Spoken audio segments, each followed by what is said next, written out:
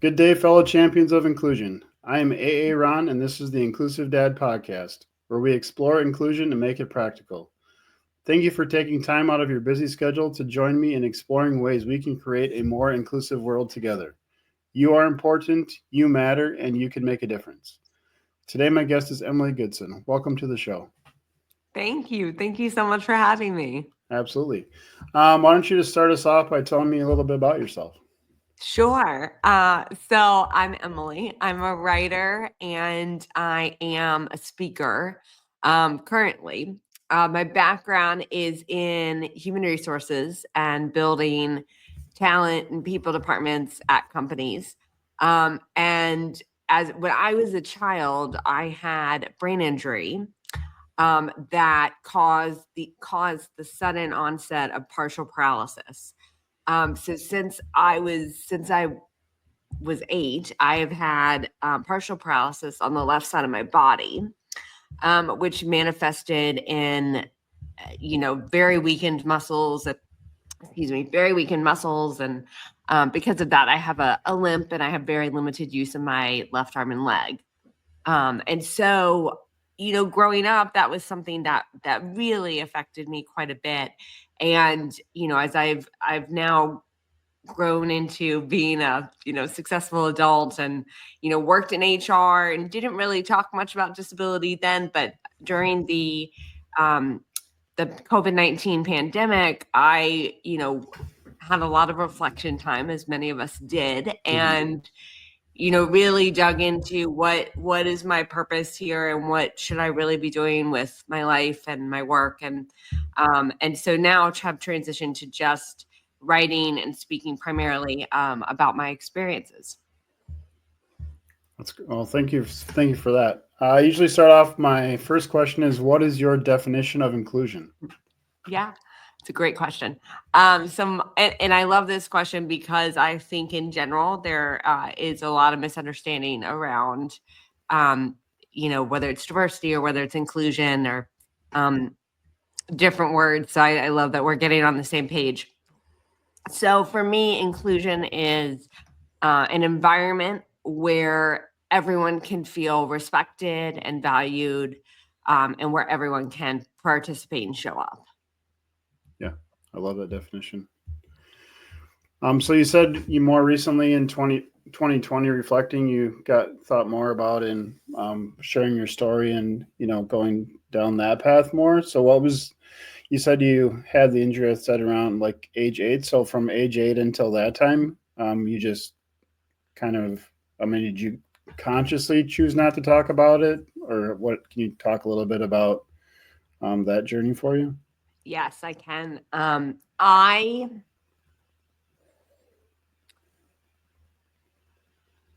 it's hard for me to say if it was a fully conscious decision or not. Certainly it wasn't when I was a child. And so one of the things that happened is, I had this brain injury, and I think as a result of the trauma, when I went from being fully able-bodied to Mm-hmm. not being able to open my left hand.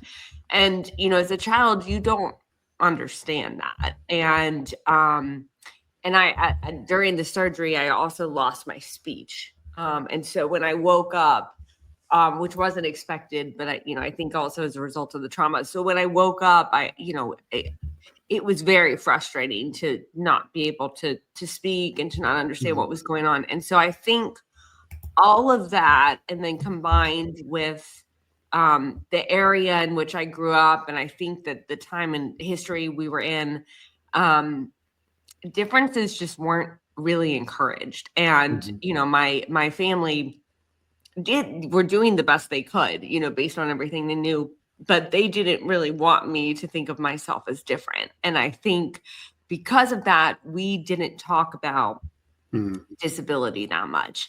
And I didn't go to any type of emotional therapy or anything like that. And I think so subconsciously growing up, I sort of started to internalize, um, you know, ableism, internalize shame, internalize Mm-hmm. these these differences, me walking differently, me moving differently, these things aren't great.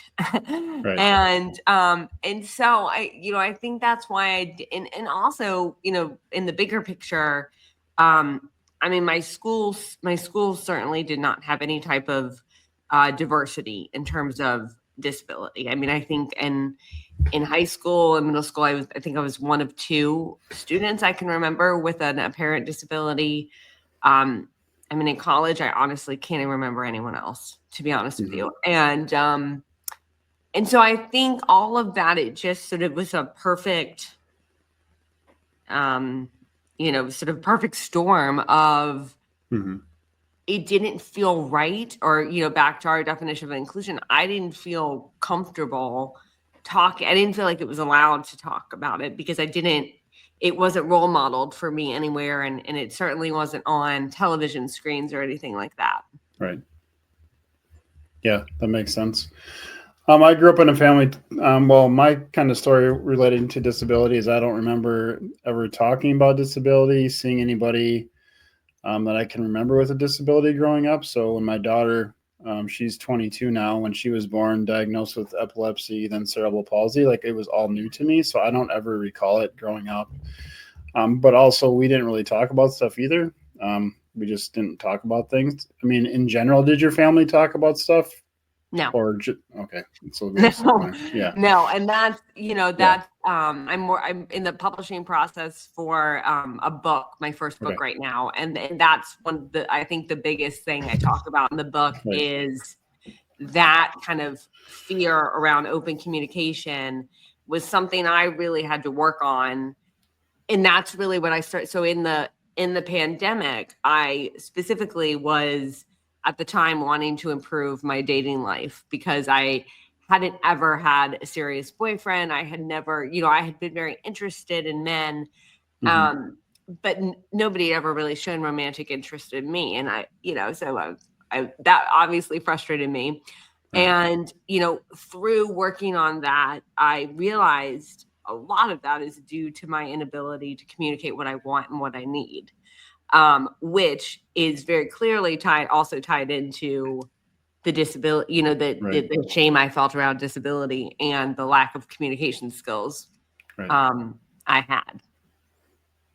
Yeah, that makes sense. It all ties together. It does. It Yeah, does. It always does. Even if we don't want it to. And yeah, that's, I think, when I think back on my when I was working in HR and not really outwardly talking about disability, but I can see now looking back how I felt like I had everything under control. I was great, and I right, did a great job. I was a great HR leader, but my mental health was not good, okay, and like I was working too much. I was probably drinking too much alcohol at times. It's like it is, we think we can compartmentalize things, but we really can't. right. So when did you first start identifying yourself as a person with a disability? That's a great question. I mean, to be honest, I would say not until my mid 30s. When I was in my 20s, I always really struggled with, whether it was a driver's license application or whether it was a job application, I always really struggled with, should I check that I have a disability? Hmm. Um, because I think, to our conversation earlier about definitions, I didn't really know how to define disability. I mean, Hmm. I think I always considered, and I still do consider myself extremely lucky to live the life I do and to have made it through that surgery. And there was something in me that was like, I don't think I qualify for this, which is an absurd thing to even think because, Right, that's not, I mean, disability, is just about differences in how we move or right, think or operate. But I was so backwards on that definition that I never really identified with it. I didn't know how to, think about that. So it really was, probably in my like early to mid 30s that I started to identify as a woman with a disability. Yeah. Once you started doing that, how did that change things for you? Can you think of any, like, how it positively changed, or like any changes you kind of noticed from that? I mean, I think it changed a lot. I mean, I think because it was me accepting my full self and accepting who I really am. And I think it was also me, it was me taking hold of that identity and saying there's nothing wrong with this. This is my disability is, I think, one of the best things about me. And so I think when that happened, I mean, I think the most tangible, kind of manifestation I can give is my mental health. Like I do think my mental health dramatically improved when I started to accept, sort of all the parts of myself. And I didn't, you know, go to my self worth improved. I didn't, automatically go to worst case scenario, in my mind. I didn't, I started in my business, I started to get better at asking for more, money and pitches and, the prices I knew I deserved, those kinds of things. So I think it changed quite a bit. Yeah. One thing that I caught you said in there, I think you said something like feel like your disability is the best part about you. Do you want to explain a little bit more about Mm. that? Yeah. Um, I think, I mean, my disability has made me a better HR leader for sure. And it's made me, I think, a better friend and a better intimate partner. I mean, I think I have, and not just me, I would say all of my friends who are disabled have a tremendous amount of empathy and just relational skills that I think don't always come as easily to everyone. I mean, I think, when I think about when I was an HR leader, and I still am, I still still work in HR to some extent. But Mm-hmm. when I was working inside companies, I would always get very emotional when someone, for whatever reason, didn't feel seen or heard. And I think because that had been my personal experience. And so, Right. I was easily able to identify when that was happening and then help that person to the best of my ability to feel seen and, valued. And, I think it was frustrating for me because it wasn't always totally within my control. But I do think my disability I know it's made me a better person Yeah. in every aspect of my life. Yeah. I'm so grateful for it. Yeah.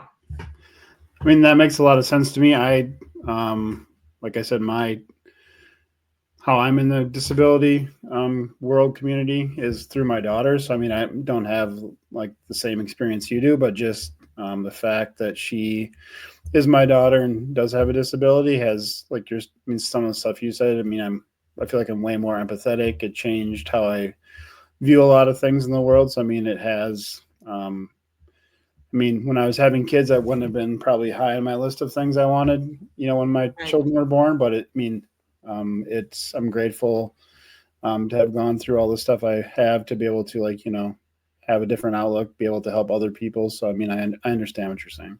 Yeah. It makes sense. Yeah. Yeah. Yeah. Do you have any, like, tips for parents? Maybe they have a child who does ends up having an injury such as yours. Do you have any tips for parents on how they could help support their child, or um, things they can do during that time for their child? I do. I think Probably number one is, you know, eh, be patient with yourself and know that you're doing the best that you can. I mean, I can't, my parents, when this happened, were younger than I am now. And, I think, I mean, I just can't imagine how, and I was their first child. So I'm sure it was extremely traumatic. And, so I think for anyone in that situation, it's going to be a tremendous amount of learning, of hurt, of fear. So I think, be patient with yourself as you're handling this. I'm like getting emotional talking about it. And I think number two, I think role models with lived experience are so important. Mm-hmm. And, I think to the best of your ability, if you're able to find a mentor or someone for your child who has that lived experience, Mm-hmm. I think that's important. And I know I've met a family, a mom whose daughter has cerebral palsy. And that was one of the things we talked about is, her daughter's getting to the age where she's starting to ask questions about like, why am I different? Or, why are people reacting to me this way on the playground? And I think, as much as 100% parents should have that conversation with their children, I think it helps to also have someone involved who's been Right. there Yeah. if you can. So I think those are two important things. Yeah. Who was like the first, let's say, famous person that you saw that you kind of identified with, or somebody like Oh gosh. similar lived experience that you were like, wow, that person's just like me, or something like that? I love your questions. This is something I really struggled with growing Okay. up because I have vivid memories of watching Hollywood award shows and thinking, when is somebody who walks like me going to be on stage? Right. And they weren't, and they still aren't for the large, sort of majority of things. Honestly, honestly, I think my answer is about 6 months ago. I was I live in New York and I'm a big Broadway musical fan. And I went to see the musical Suffs, which it's about to go on tour. It's a great, great musical. It's about the women's suffragette movement in the United States. And one of the actors in the show, in the Broadway production, is a woman named Jenna Bainbridge. And Jenna is an ambulatory wheelchair user, which means she sometimes uses her wheelchair, but she also doesn't use it all the time. And so in the show, in one of the roles that she plays, she is walking. And, at times in the show, she's in the wheelchair, at times she's walking. And when she walks, her gait is very similar to mine. And it was, I was very emotional. And during the show, and then it was funny because I was at the show with my aunt and we went outside the theater, and there's a stage door at all of the theaters here in New York. And we waited by the stage door. It was a Sunday afternoon. There weren't many people there. And I was like, I wonder if she's going to come out. And I was very excited because we know people in common. And, I in my head had worked up this whole speech of like, oh, I'm going to tell her I know so-and-so. And I'm from, or I've been to Denver too. And I know all these things. And she wheeled out and down the ramp and, came over to us and, took our programs to sign them. And I was like, I got about one sentence out and I was like, Jen, I had a brain injury when I was 8. And then I just started sobbing, like hysterically sobbing on the street. And she handled it with so much grace. as did my aunt. And I've since, seen her and her husband. And they've said a lot of people have had that response to her performance because it's so, I mean, first of all, it's an incredible performance, but it's so moving to see someone, to see that physical manifestation of your dreams. And, when I was a little girl, I always wanted to be on the stage, and I was in high school productions and so on and so forth. And so that was, it was very meaningful because we're about the same age, and it's like, it was just a very moving experience. And I hope everyone gets to have something like that. Yeah.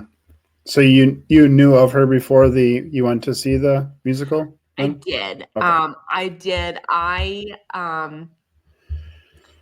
Sort of tangentially, I had gotten last year, so this was in August, I found out, I guess last summer, I found out about a theater company in Denver called Family, Phamally. And their company is entirely composed of performers with disabilities.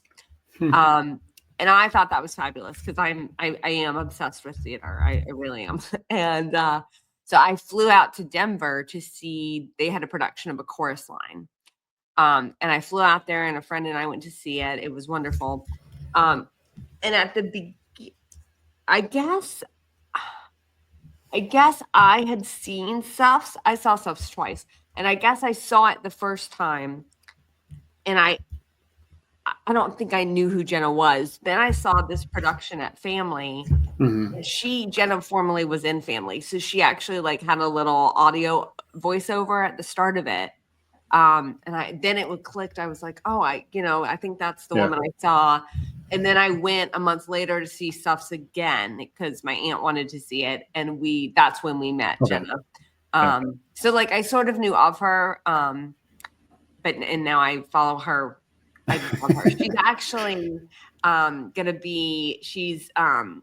play the role of Nessa Rosa in Wicked on, I don't know, starting in a couple months. And she'll be the first actual wheelchair user to play that role on Broadway. Wow. So it's a big deal. That's pretty cool. Yeah, she's amazing. What's your favorite musical that you've seen? Oh gosh. So Stuffs is definitely up there. Okay. Hamilton's probably number 2.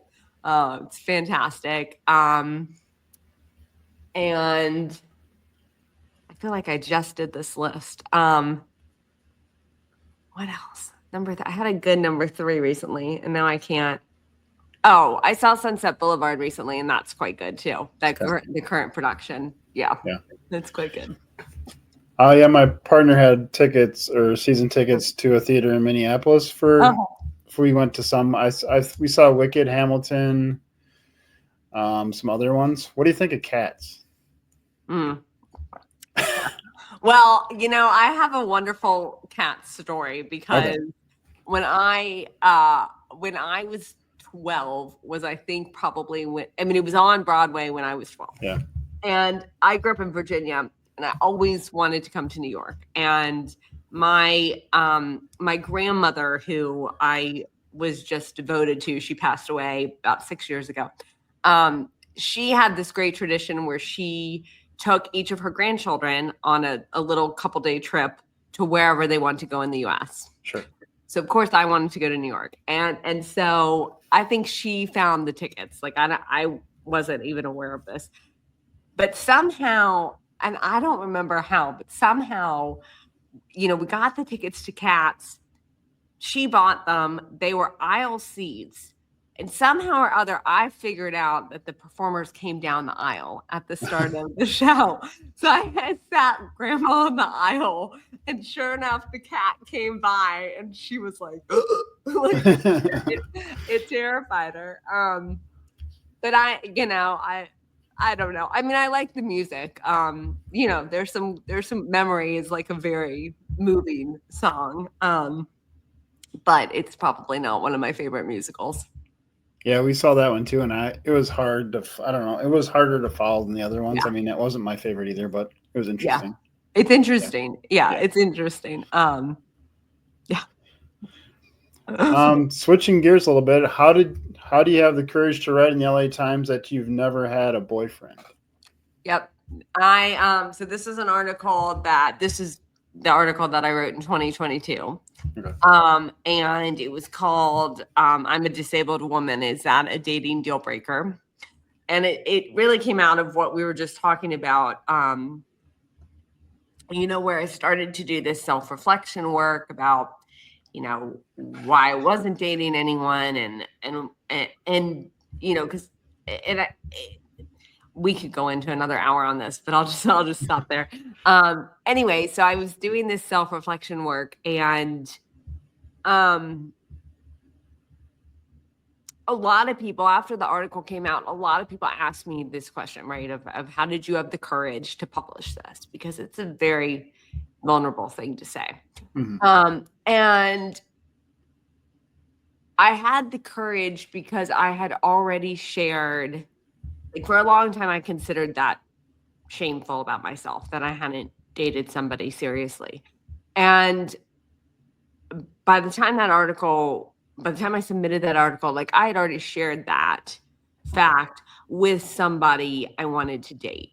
And so because I had already kind of crossed that vulnerability barrier, it honestly, it wasn't hard at all. I mean, I wasn't scared at all. And I felt like it was very important to share to this conversation of representation. I just felt like, I had worked on the article for a couple of years, and it felt like an important message, but I didn't feel scared about it because I had already kind of told somebody I cared about. Yeah. That shame. Yeah. That makes sense. How can workplaces build more inclusion? Oh, good question. I think, I think it starts with your leadership and what your values are as a company. So I would get clear on that and get, your leaders aligned on that. And then I think from there, it really, inclusion should be embedded into every step of an employee's life cycle, and into every step of the HR process. And so, you need to think about, your recruiting process. Like, are your job descriptions accessible for everyone? Like, can a screen reader pick them up? Are you unnecessarily adding in, burdens to the recruiting process or the interview process? And then also you look at benefits. You look at, like, are your benefits inclusive of all your employees and their needs? And I think you go through, then obviously manager training is a big part of this too, like training managers on how to have conversations around different people's needs, and training them on how to help different people feel seen and different communication abilities. So there's a lot of work that goes into it, honestly, and it's super important work. And I always tell people, start with your values, but also start with data, like understanding where your employees are and how they feel and what they need, so that you can prioritize, what you work on. Yeah, those are great tips. What is one tip that you can share to help our listeners be more inclusive today? So just something everybody can start doing today to be more inclusive.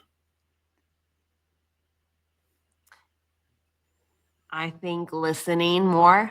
I think listening to other people and diverse perspectives that aren't your own, I think helps a lot. And I think anything any of us can do to create psychologically safe spaces with each other, whether that's in your workplace or your home, or your church, your club, whatever that is, creating a psychologically safe space where people feel like they can speak up about what they need. I think all of us can do that. And I think a lot of that comes from listening and, showing people that you care about them and that you're there for them. Yeah. Is there anything you want to talk about that we haven't talked about yet? No, I mean, I could spend 30 more minutes diving into Broadway musicals, but Yeah. we both have other obligations, I'm sure.